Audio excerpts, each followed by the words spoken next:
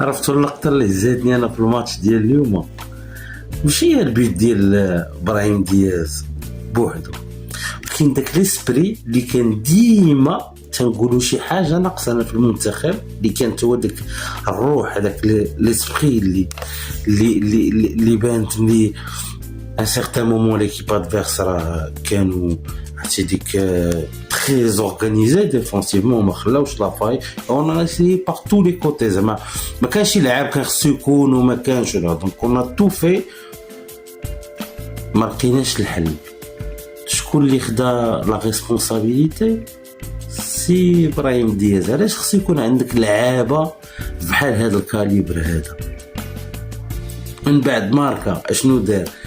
مشى سي تري امبورطون هادشي هذا، مشى هز التوني ديالو وناحي باش يقول بلي حنا راه عائله، مشى عند نقرقراكي مزيان باش ميساج اخر تا هو هذا دوزو.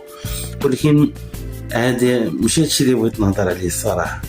انا اللي بغيت نهضر عليه هو داكشي اللي كان طاري الفوق، هو الامير، الفرحه ديال الامير مولاي الحسن والاميره، واحد الشكل خيالي هستيري. وتنظن ديك الساعه ما بقى لا بروتوكول لا والو، راه مغربي فرحان بالمنتخب، يعني بالشعب ديالو.